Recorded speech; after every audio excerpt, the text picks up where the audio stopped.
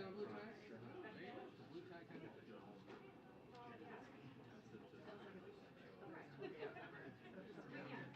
A rarity these days, we know.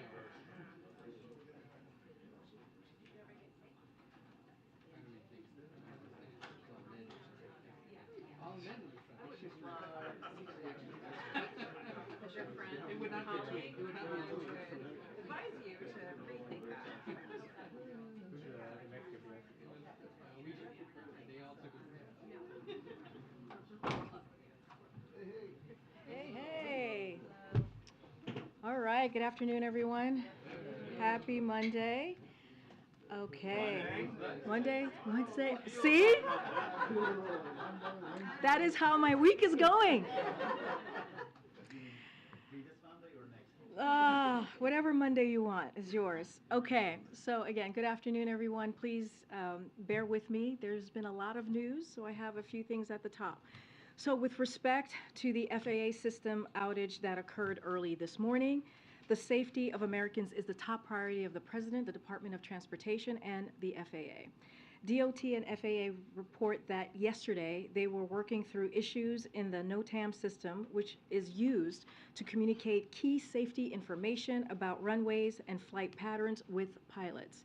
To be clear, we're not talking about air traffic control here, but we still consider this to be a vital safety system as well. So FAA staff continued to work through the night to resolve the outage and issued a ground stop at 7:25 a.m. this morning, which lasted for approximately 90 minutes.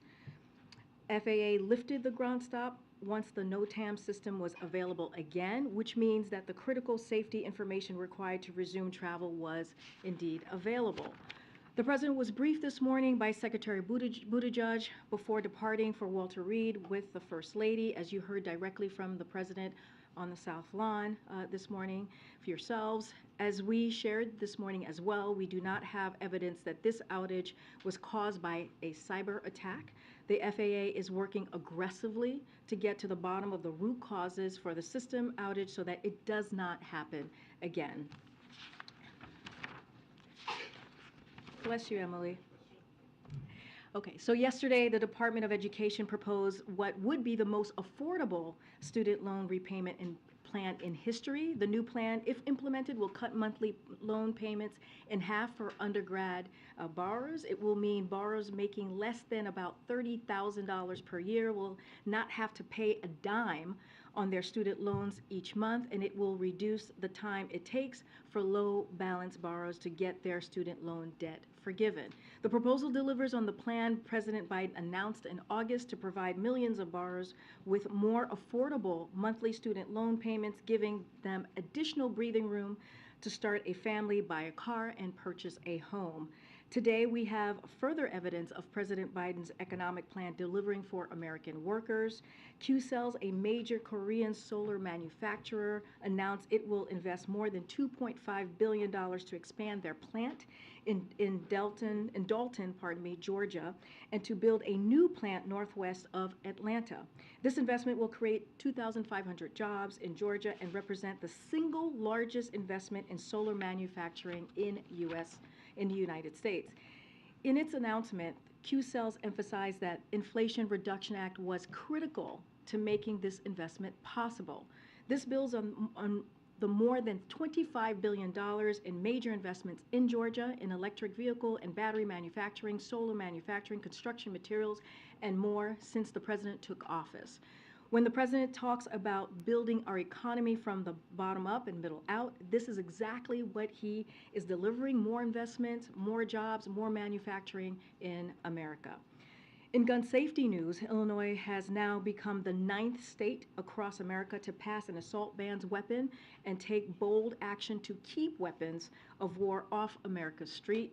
President Biden commends the leadership of Illinois' Governor J.P. Pritzker, House Speaker Chris Welk, Senate President Don Harmon, Representative Bob Morgan, and the numerous advocates, survivors, and elected officials whose tireless efforts turned the pain of Highland Park and other acts of violence into meaningful action on behalf of all of the people who live in Illinois.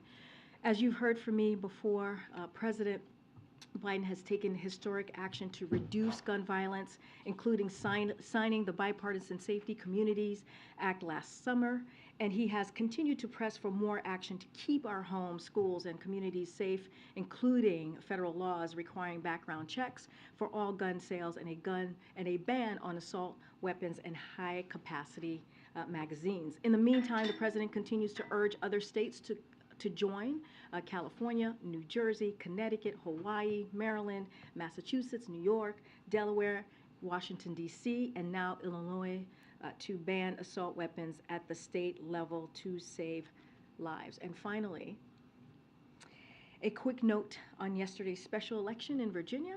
We congratulate Aaron Rouse for his win in Virginia's 7th district, a district previously held by a Republican. He made his campaign clear about the choice Americans across the country have between extreme MAGA Republican policies that would take away women's ability to make their own health care decisions, and Democrats focused on expanding access to reproductive care and lowering costs for American families. It's not just in Virginia. This was, of course, a critical issue in the midterms elections, as many of you reported. And in their first slate of bills, House Republicans are prioritizing legislation that would amount to a national ban on abortion. It's not just tone deaf.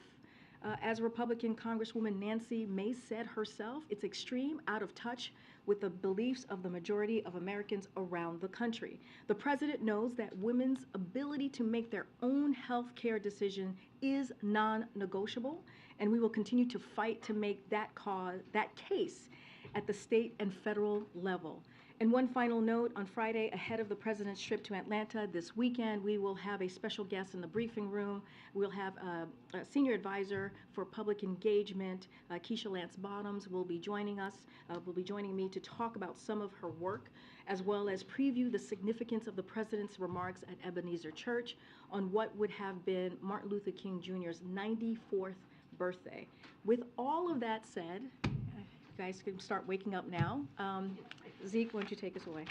Thanks, Karine. I was hoping you can provide an update on what the president has been doing at Walter Reed while the First Lady's been undergoing this procedure. You saw the First Lady's office put out a brief statement a couple minutes ago, but what has the president been doing? He's supposed to get the PDB. At 1 o'clock, did that happen while he was up there? So I'll say this and be very simple. Today is about his wife. That is the focus for the president right now. As many of you know, the president accompanied the First Lady to Walter Reed National Medical Center for her scheduled outpatient procedure, commonly known as Mau's surgery. The First Lady's procedure is proceeding well, and as expected, Dr. O'Connell will provide an update about her today. But again, this is about the president supporting his wife of 45 years. And so again, when it comes to her condition specifically, Dr. O'Connell will have more to share. But again, I'm not going to go beyond how important it is for the president to be there with his wife today. Thanks. And then a couple specific questions regarding the discovery of apparently documents marked classified in the president's former office. The president acknowledged yesterday that he had been briefed that those documents had been found. When was he briefed that those documents had been found? So let me just lay this down a little bit, because there's just for folks who happen to not be following this. Look, the president addressed this issue yesterday. He addressed it on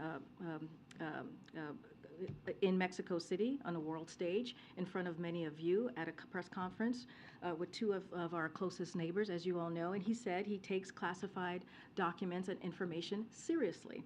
He was surprised to learn any records had been found there. He doesn't know what was in them. He said this, just repeating what the president has said.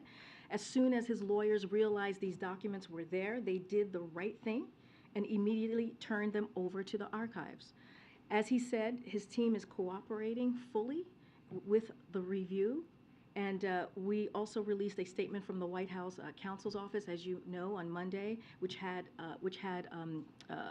information, detailed information about the particular situation.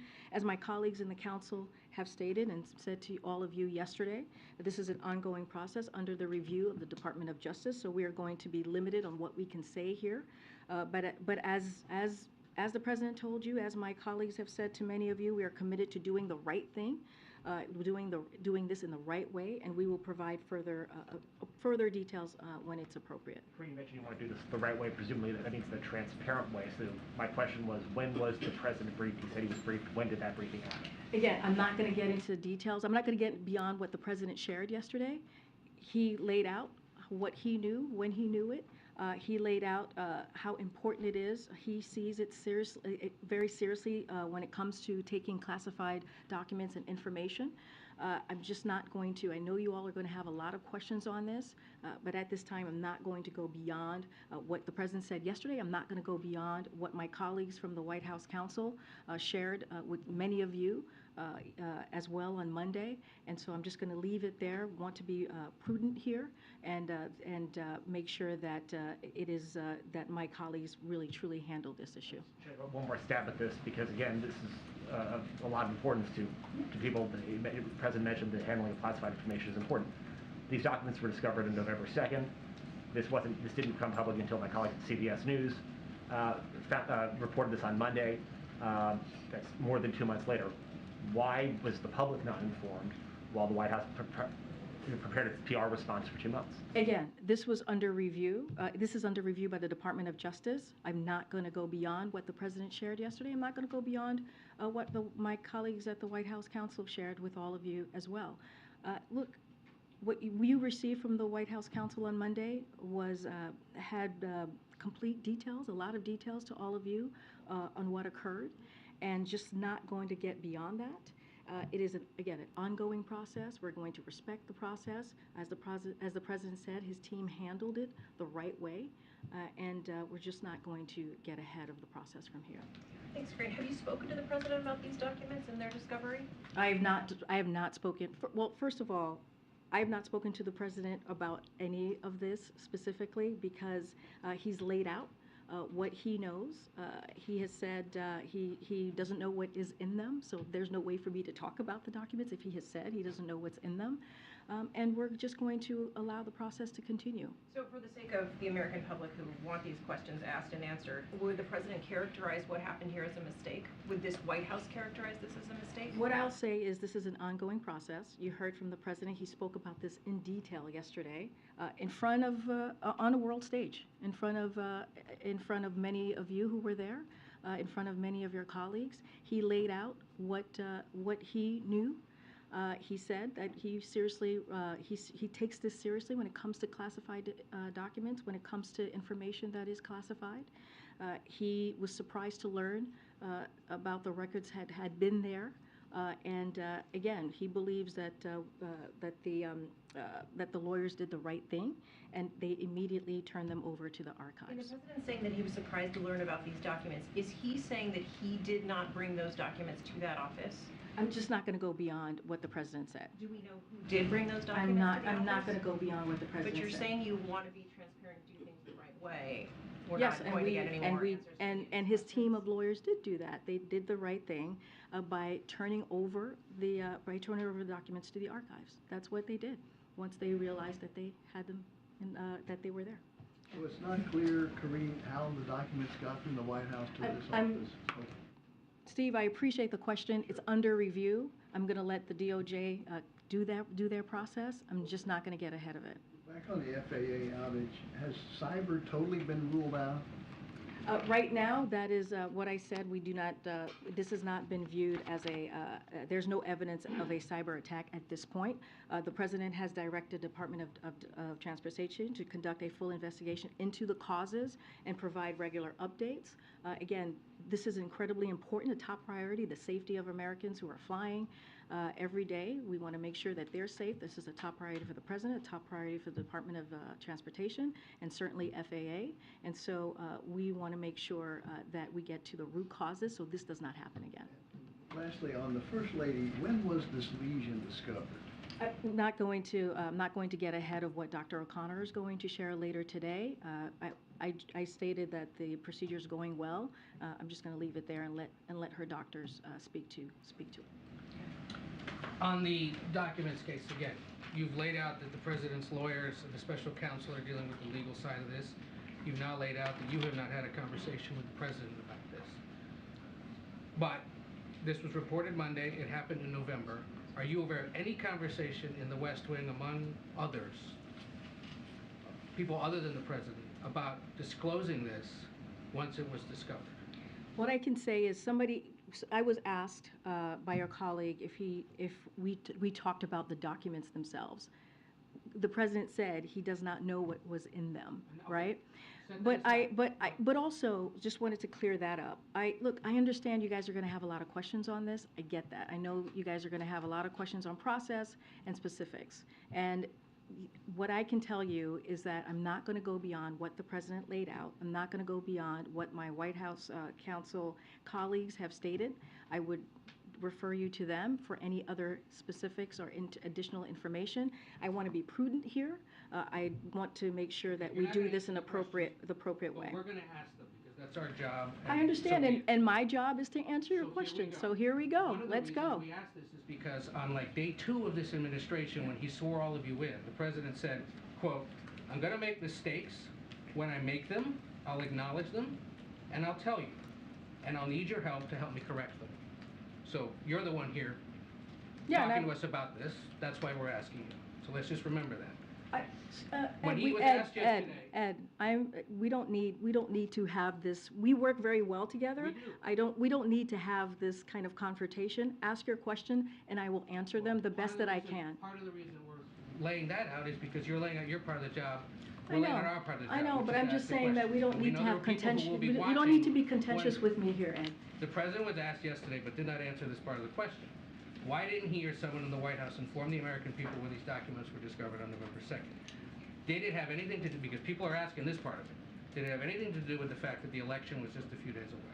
Again, Ed, this is under review by the Department of Justice. It is literally under review right now. As I am talking to you, it is under review. So I'm not going to get beyond the process. I'm not going to get beyond what the president said.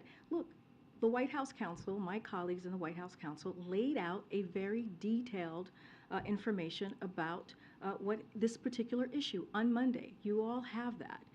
I'm just not going to get beyond that. The Department of Justice is independent, as you know. They're doing a review, and I want to be prudent here. And it would be more appropriate.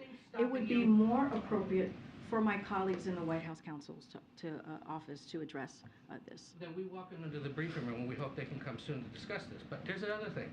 There was nothing stopping the President of the United States from disclosing the discovery of these classified documents in his former office before it was under Justice Department review. What I can tell you right now is what the President share with you what the President said to all of you, right? Which is he was surprised by this. He definitely, truly respects the process here. And also when it comes to he takes classified documents very seriously. And again, I'm going to leave you to the information that the President provided to all of you, and also just yesterday, in front of many of you or your colleagues, and also what my White House counsel colleagues shared on Monday.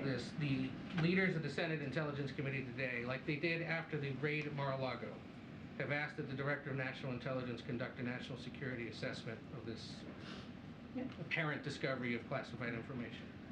Has the President asked for one? Or are you aware of the ODNI? I would refer you to Department of Justice here. This is, again, Department of Justice doesn't handle national security. I would refer you to Department of Justice on this particular issue that's being reviewed currently. On whether the Office of Director of National Intelligence is conducting a national security when it assessment? comes to the review that we are currently speaking of right now, of these classified documents, I would refer you to Department of Justice. Go ahead.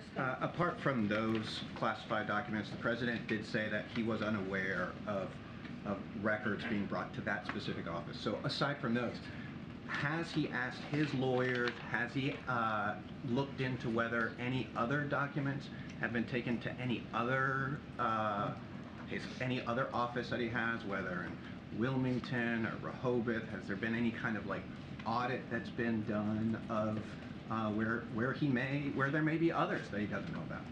I'm just not going to speak to this. I'm going to let the process continue. It's an ongoing process, and so I'm just not going to speak to this from here. It is more prudent and more appropriate for my colleagues at the White House counsel.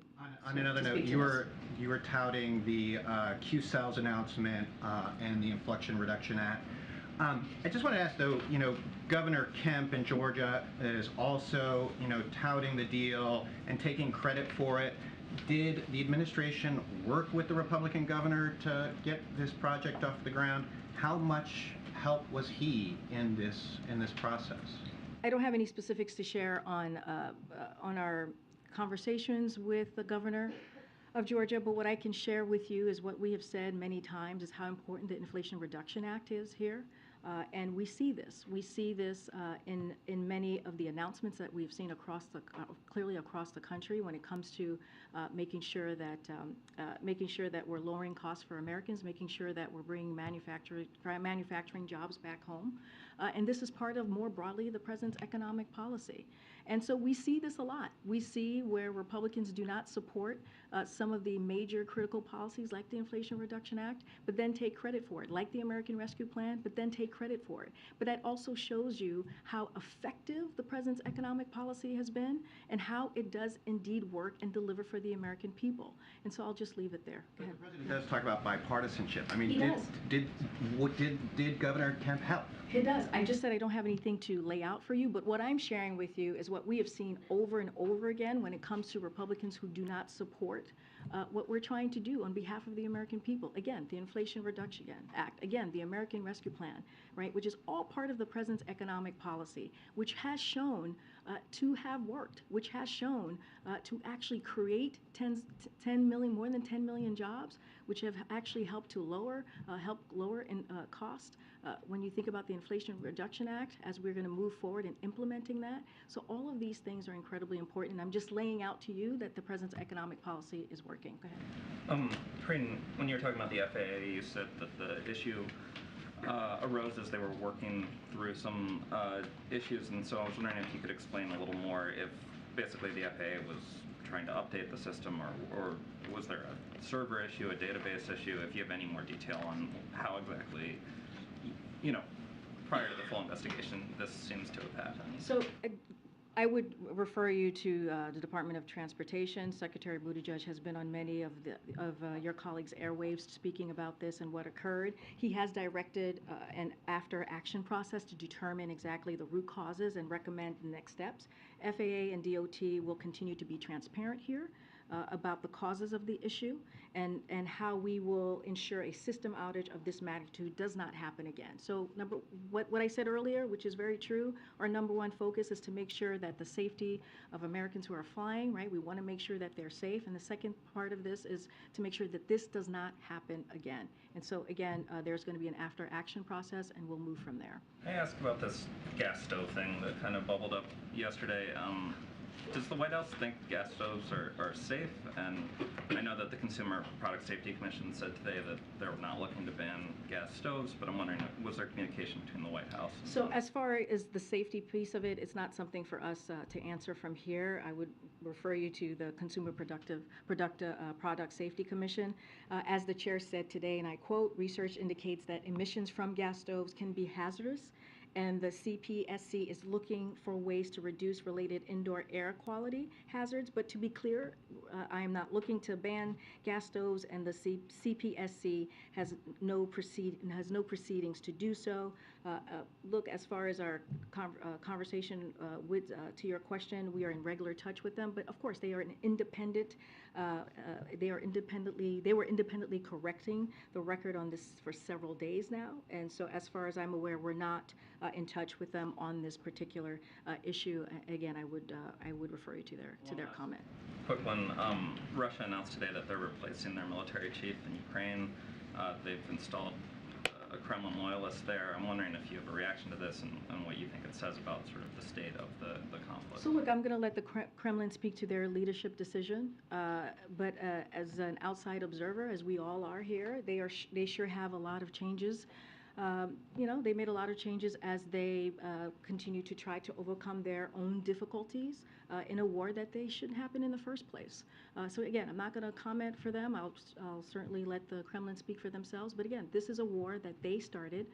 This is a war that they created, a brutal war, and they can end it today if they choose to do so. Thank you, Karine. I have two questions for you. Last week, President Biden said that the war in Ukraine is at a critical point, and then you repeated the statement from this podium.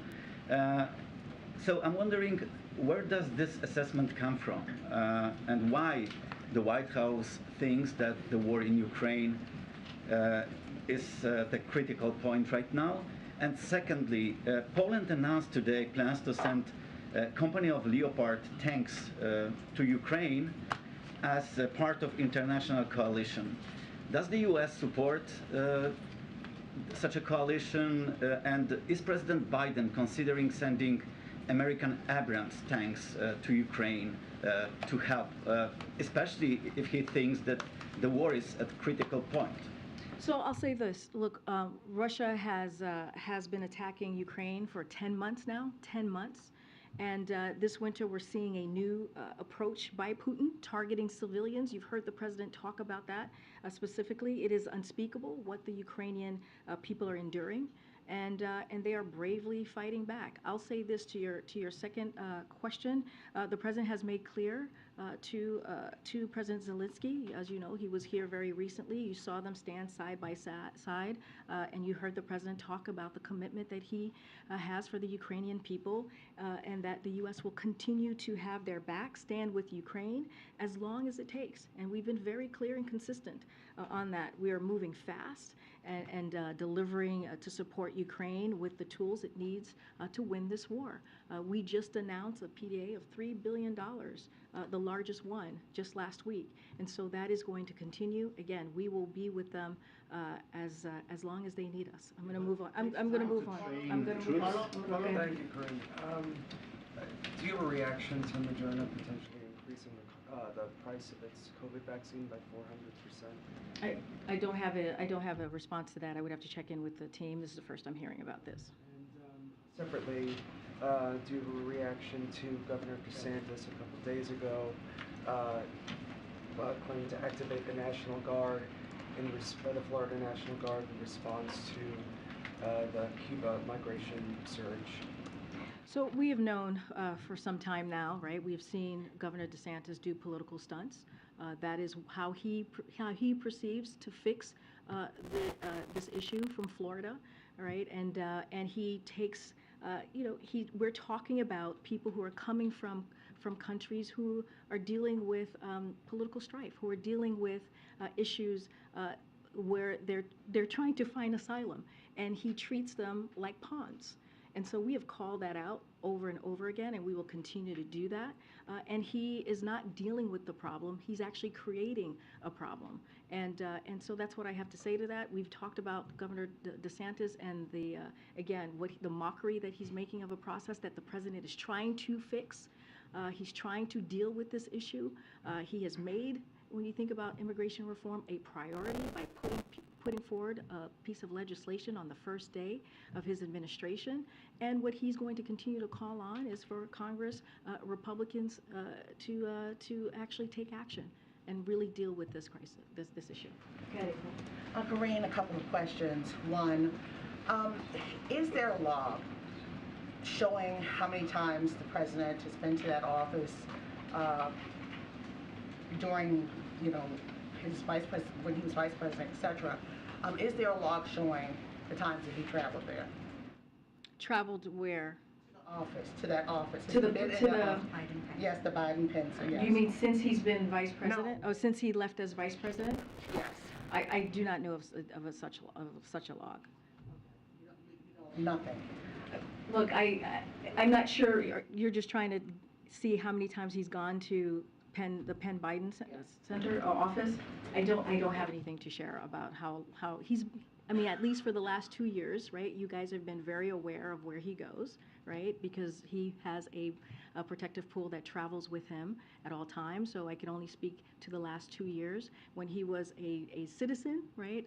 After becoming vice president, I cannot speak to his movements there, where he's been, or how many times he was there. As you know, he worked at University of Pennsylvania, so clearly he was there often. But as president, you guys are very much aware of his movements and where he goes and the trips that he takes because he is indeed president of the United States. So I can't speak to after that or before that. You spoke of the legal aspect of it. There is also a political aspect to this as well. there are some Republicans who are grabbing onto this cloud of documents that have been reported. What do you believe will happen? How will the work for the American public go forth with Republicans already talking about investigations? Already, Marjorie Taylor has been screaming impeachment for the longest, and now with this, she's saying impeachment. How does the work of the American public move forward as now documents are reported that were in an office connected to Joe Biden? Again, I'm going to sound like a broken record, but the more prudent thing to do is to make sure that my colleagues are dealing with this, my colleagues in the White House Counsel Office, and I want to respect the process. This is an ongoing process, as you all know, that is being reviewed by the Department of Justice, and I'm just not going to speak beyond that. I know you're talking about the politics. Not just the legal, but I'm talking about the politics. No, I understand. I'm just not going, there is an ongoing process that is being reviewed by the Department of Justice. I'm just not going to speak beyond that. And lastly, the Atlanta trip. Can you talk about what this moment, with this year being the 60th anniversary of the March on Washington, what does this King holiday mean to this president? This holiday, as every holiday, when we talk about the legacy of Dr. Martin Luther King, when we remember him on his birthday, has always been a critical moment for this president. You heard him talk about the reasons why he decided to run. A lot of it had to do with civil rights. And he has an administration that makes sure that no one is forgotten, that that he has an administration that represents the country, one of the most diverse administration in modern history, and that also shows a commitment to how he believes to Dr. Martin Luther King Jr.'s legacy as well, and making sure that we walk in that legacy every day. I don't want to get ahead. He's going to be speaking, as you know, at Ebenezer Church in a couple of days, and he wanted to make sure that he recognized that day by going there and talking about the legacy of Dr. Martin Luther King, what he meant, not just to the Black community, but to every community just across the country, to Americans. Karine, thank you so much. President Biden campaigned on a promise to stay true to the spirit of transparency. Why then, how is it possible that the White House did not reveal the presence of these documents prior to the election when they were found? Again, the president spoke to this personally yesterday. You heard him at the press conference. He laid out what he knew, and he talked about how important and how he sees this as a serious matter when it comes to classified documents and information. He talked about about how he was surprised to learn about the records that had been found there, and he laid out his process and his thoughts. I'm just not going to go beyond that. Again, we released information that was very transparent, meaning the information that you all got received from the White House Counsel's Office. And I know you all are going to have a lot of questions. I get that and I understand that, but I'm not going to go beyond the process that's currently happening at the DOJ. Does it undercut the president's promise of transparency that these documents were not revealed for several months after the White House discovered them? But look, so when his lawyers realized that these documents were there, they turned them over to the archives. They did the right thing. They turned them over. All I can say is what the president said yesterday. I would refer to his comments. But they did the right thing by, once they learned of them, they turned it over. They turned it over to the archives. Again, that's the question. I understand the question, but there is an ongoing process. It's being reviewed by the Department of Justice. Just when it is appropriate for us to say more, we will. Otherwise, I would refer you to the White House Counsel's Office. I do want to be very clear about something you said, make sure I understand you. Following up on one of my colleagues who asked you, you have not spoken to the president about this?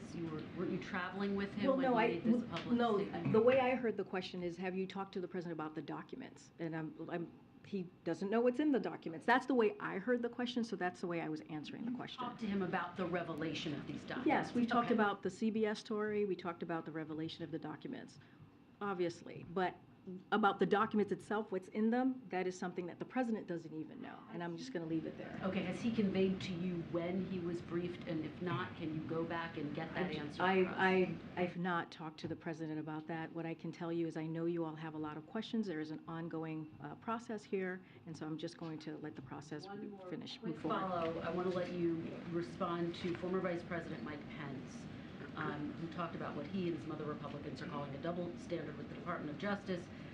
Mr. Pence said the kind of double standard that we see being practiced by the Biden administration in the wake of this incident in the Justice Department, I think is exactly what undermines public confidence in our justice system. Again, as soon as his lawyers realized these documents were there, they did the right thing and they turned over the documents to the archivist. That's what they did as soon as they realized the documents were there. And his team is cooperating fully with the review. Again, there's a review happening by the DOJ, and we're just going to let the process move forward. Great. I'm going to go around. I'll come back. Thanks, Karine. Just to follow up on Franco's question, given the position you're holding right now, there are no assurances you can provide at this point that there are no other classified documents out there in any other office and or home. Again, this is an ongoing process, so I'm going to let the process continue. It is being reviewed by the Department of Justice, and I'm just going to leave it there. And you referenced the council's statement that there are limitations to what you all can say at this point in time. Do those limitations, just for clarity's sake, extend to literally everything beyond what the special counsel said on Monday night and what the president said last night? There's the White House counsel. My colleagues are here to answer questions on this particular issue, and I am just going to let them speak to this. They put out on Monday a very informative, transparent statement about this particular issue. So I'm going to let them speak to this any further. But as for me, as for here, I'm just not going to go beyond what's happening currently. And just one last one. The president alluded to last night, you kind of had as well, the idea of once this is kind of all over or wrapped up, there will be more information, there will be more details. Do you have a plan for that? How should we expect that additional information to come? In terms of, will you detail everything you know once this is done? How does that all work? So as the president told all of you yesterday, we are committed to doing the right thing here, and we'll provide further details at appropriate time, and that's all I can share at this time. Afghanistan, please, Karine. Thanks, Karine. The U.S. Travel Association says today's FAA catastrophic system failure is a clear sign that America's transportation network desperately needs significant upgrades. So what specific steps are underway to ensure that outages like this won't happen again? So the NOTAM system is continuously being updated. That is something that is happening on a regular basis. As Secretary Buttigieg said today, DOT is asking the FAA how we improve the system to ensure it is a state of the art. Every 5 years there is a review of the FAA authorization, and that is coming up this year. So we welcome the attention from Congress to ensure the FAA has what it needs to address these issues. The FAA is working aggressively to get to the bottom of the root causes of what happened with the system outage today, and making sure that it doesn't happen again. Clearly, the safety of Americans who are flying every day is a #1 priority, and what they're going to do is to make sure that this doesn't happen again. How concerning is it for the White House that there's no backup, no contingency to this system when it does fail? Look, what you saw happen today was out of abundance of caution, the action that was taken, because, again, the safety of Americans is a priority. They're going to get to the bottom of this. There's going to be an after-action document that's going to be put together, and so we will make sure that what the president wants to see is to make sure that this doesn't occur again.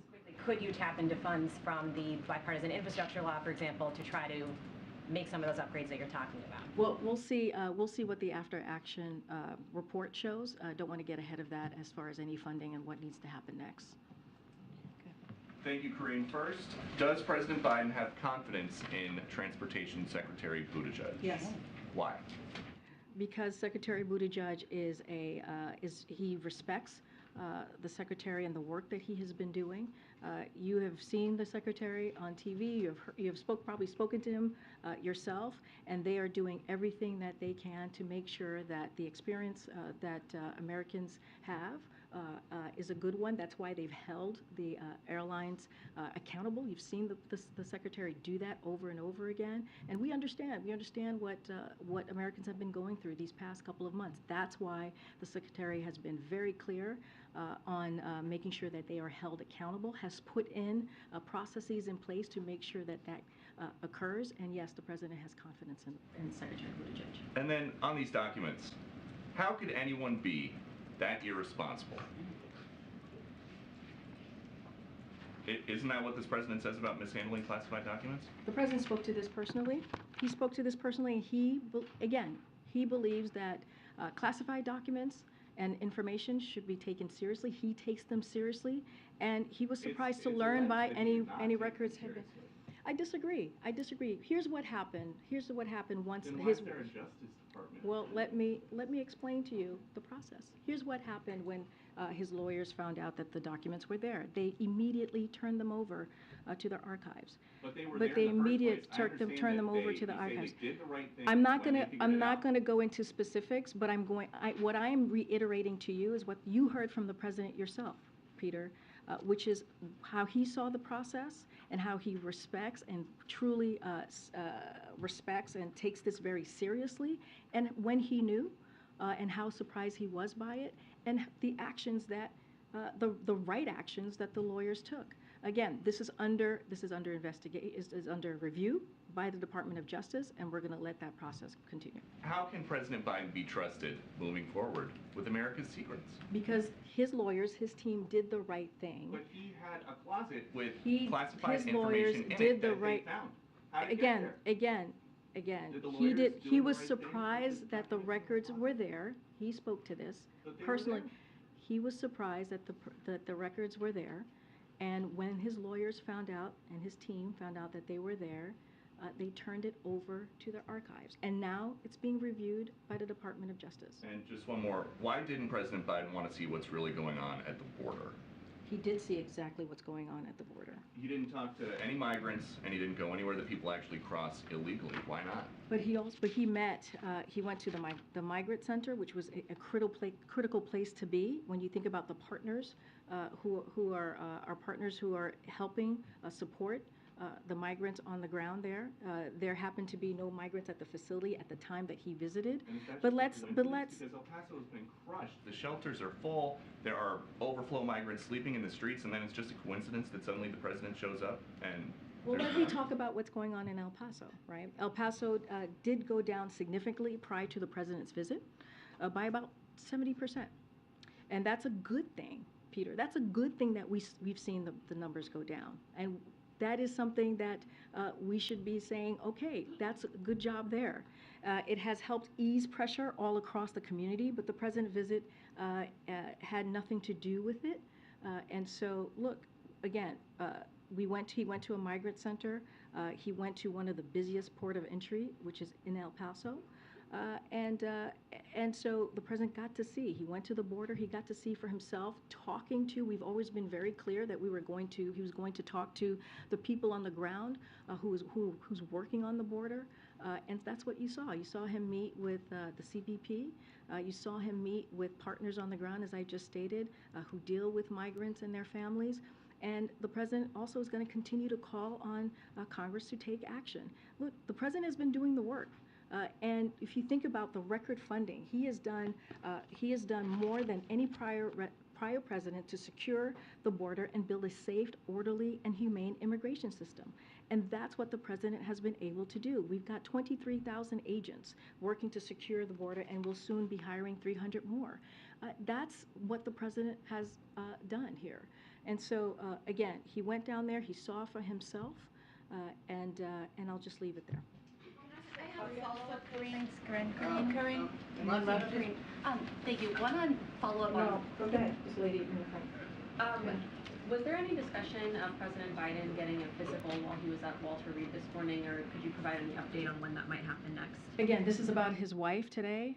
He wanted to be there to support her. I don't have anything else to share besides the fact that they've been married for 45 years, and he wanted to be there with Dr. Biden during this time. And then I just have one quick question on Brazil. Has there been any discussion in the administration about if there were to be an extradition request from Brazil for Bolsonaro for the events that happened this week? So I don't have an update for you on this. I'm not aware of an official request for information or extradition from the Brazilian government. Though, of course, if we were to receive one, we treat it seriously and examine it carefully, as we generally do for such requests. Just not aware of one at this time. Good. Thank you. A follow-up on the gas stoves, and just a quick one on the president's op-ed today on social media. On the gas stoves question, Senate Democrats are calling for more regulations on gas stoves because they contribute to indoor air pollution. Is the president worried about the climate impact of a gas stove?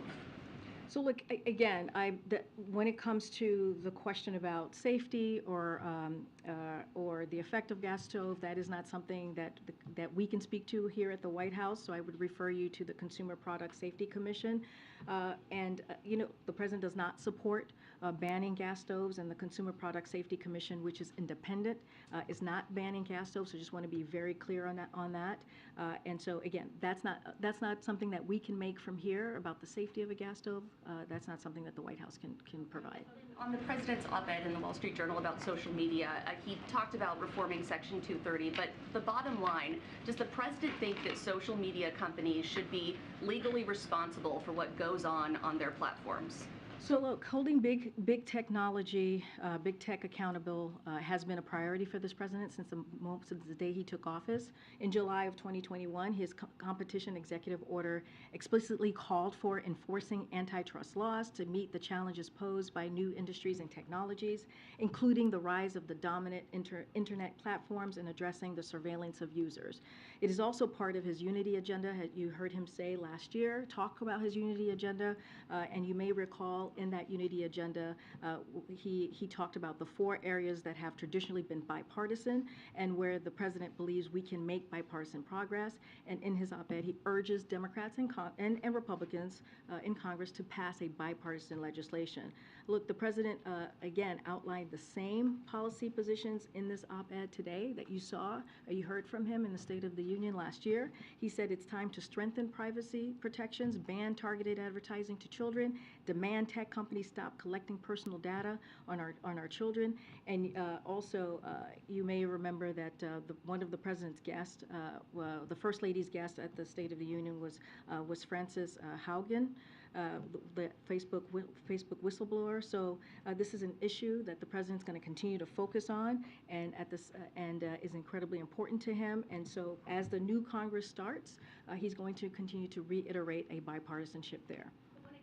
Liability, does he think that social media companies need to have some skin in the game where they could be sued over what happens on their platforms? When it comes to the reforming of Section 230, he continues to call for that, increasing competition, reducing the impact of tech companies over our lives extends back to the campaign, and he has reiterated them as president. So he's going to continue to do that. He's going to continue to call for a bipartisan legislation as we're seeing the new Congress, and that's what you're going to hear from the president. And also that's why he wanted to lay out his thoughts with the new Congress in the op-ed. Okay. Thank you, Karine. Can I get your reaction on the new House Select Committee on China? Does the administration plan to work with them? Do you believe they will be helpful in achieving your goals in strategic competition with Beijing? And are you concerned about the potential for anti-Asian hate? So look, under President Biden, we are more prepared to outcompete China, protect our national security, and advance a free and open Indo-Pacific than ever before. Many of our efforts we have been pursuing are bipartisan, underscoring the alignment at home on the key issue. We look forward to the committee getting stood up, and we'll continue to work with Democrats and Republicans in Congress on this issue. It is a top priority as we talk about outcompeting China. Just on the last part, are you concerned about the potential of the committee perpetuating any kind of anti-Asian hate? Look, that is something that we will always call out against. That's something that you've heard from the president and you've heard from this administration, calling out any anti-Asian hate. That is not who we should be or who we are. And so, again, that is a commitment that he has to the Asian community. One more, please, Karine. Ahead of the Prime Minister's visit, Can you share the goals of this visit, particularly in terms of, in the context of countering China and holding Russia accountable on its invasion of Ukraine? If you can be specific about what this visit particularly means in the U.S.-Japan strategic relations. Right So now. let me just more broadly, the two leaders are going to have an extensive and in-depth conversation over the last year at the East Asia Summit in Cambodia. So they're going to continue that conversation, continue that relationship, and the bilateral visit and Quad Summit in Tokyo as well. So they have had many extensive conversation. The Prime Minister will arrive at the White House after consulting closely with us and regional partners on the release of Japan's new national security strategy and commitment to boosting its defense depend on to 2% of GDP, including to invest in new defense capabilities. These unprecedented moves will strengthen deterrence in the region in order to advance peace and stability in the Indo-Pacific and globally. As you asked me about China, this meeting also comes as Japan continues to be a critical partner for the United States and Europe in holding Russia accountable for its brutal war against Ukraine. The meeting between the President and the Prime Minister will highlight the pivotal moment we are in for the U.S.-Japan alliance and underscore how President Biden's focus on investing alliances and partnership, including Japan, is bearing fruit. And you will hear more about this meeting when we'll get a readout on Friday. So, go ahead, Kristen. Yes, going back to transportation, TSA plans to roll out facial recognition technology at its airports nationwide, but critics have raised concerns about the racial inaccuracies, especially for Asians and African Americans, when it comes to this technology. What is the White House's response to this racial disparities, and what kind of oversight can be provided to ensure that there isn't this inherent bias in this technology? So the TSA continuously evaluates and improves upon technology and process to better protect the traveling public and ensure that screening is conducted in a manner that respects the dignity of each individual. That is clearly a priority. DHS is working with NIST to assess the performance of face recognition technology and reduce demographic differentials, particularly as it relates to race and gender. And so that's what they're going to continue to do, is evaluate and improve. Can I ask a question? 40 people in Afghanistan today. Can you respond to that? Can I just ask if you have any information about why the president's personal attorneys were at the Penn Biden Center in the first place? Were they looking for something specific? Was there something specific they were doing going through these documents? It just seems like to send, if it was just routine moving stuff, to send a personal attorney to do that. I would refer you to the White House counsel's very extensive kind of information on Monday that they provided. So I refer you to that. Karine, thanks so much. On the ground stop this morning, it's just such an unusual procedure. I'm wondering if you can go through in any more detail when the president was told that this might happen, and was he involved in that decision or that conversation before it was issued, or did he learn afterwards? If you just could provide a little more detail about how that process works. So when it comes to the ground stop, that's something that the FAA, a decision that they made, an order that they made. So I'll send you to them. As far as the president, FAA worked on this issue, as I mentioned, as you've heard from Secretary Pete throughout the night, and briefed Secretary Buttigieg early this morning. And then in turn, the secretary then briefed the president, and he spoke to you all directly shortly after. And so that has been the process on how the president was briefed. The president knew before this ground stop, or if he was told immediately afterward? He was told before. And then sort of looking back to the summit, that there were not major announcements on the border or fentanyl, and I'm wondering, what we should take that to mean in terms of the success of the summit. So as it relates to migration, irregular migration, obviously that was a key topic of discussion, as all of you know. President Biden discussed ways our countries can continue to work together and to address irregular migration, so that conversation certainly happened extensively. He discussed the recent announcement of additional enforcement actions coupled with expanded pathways for Cubans, Haitians, Nicaraguans, and Venezuelans. And the leaders were able to agree on a number of initiatives, including a virtual platform through the Los Angeles Declaration website, which will provide migrants when one unified location in which to access legal pathways they may be eligible for, as well as establishing physical centers where migrants can come in person, access those legal pathways as well. And so that, again, it was an extensive conversation on irregular migration. When it comes to fentanyl, we've been focused on taking big actions to fight drug traffickers and go after financiers of cartels attempting to bring fentanyl into our country. And so during his meeting with President Obrador, the president discussed increased cooperation to prosecute drug traffickers and dismantle criminal networks, disrupt the supply of illicit precursors, chemicals used to make fentanyl as well, shut down drug laboratories, and prevent trafficking of drug, arms, and people across our shared border. So there was a commitment and coordination and on law enforcement training, the best practices so we can better go after criminal networks in the fentanyl trade. Again, this was a meeting, a summit that happened to our closest neighbors on how we can move forward in dealing with some of the issues that are really important to the three leaders. Was it as ambitious as you had hoped? I mean, was the White House a little, let down by the scope of the agreements? And can you sort of characterize, how you're feeling at this moment about, the outcome? So we believe we announced a robust set of initiatives on issues that are critical to North America. That's what you saw from the three leaders. You saw them yesterday in Mexico City answer questions, speak to the different the different issues that matter to their country. And look, just a couple of things that includes expanding and deepening our security cooperation to combat drug trafficking, as I just laid out, redoubling efforts to address climate change by taking efforts to reduce methane emissions and decarbonize public transportation, strengthening and expanding North American supply chains for semiconductors and critical minerals, and providing alternatives to irregular migration by increasing ways migrants can access legal pathways to North America. Again, we believe those were a robust set of initiatives, continuing their close friendships as we move forward to what's important and critical to North America. And then on the border, we were wondering, there were not Republican members of Congress with the president. Were they invited to come with him?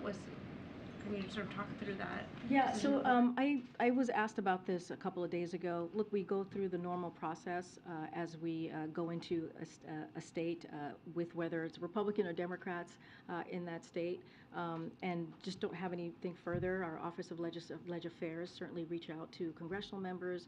Our Intergovernmental Affairs certainly reach out to state and local official.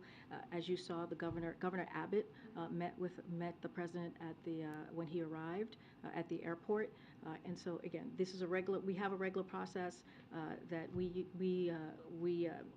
go forth with every trip, and there was nothing different here. So Legislative Affairs did reach out to Republican members, and the way we reach out to their federal offices like we always do with every trip. And then one quick question, just following up on April's really good point. She, in her question, brought up the notion that President Biden was really former Vice President Joe Biden during the period in which these documents were found.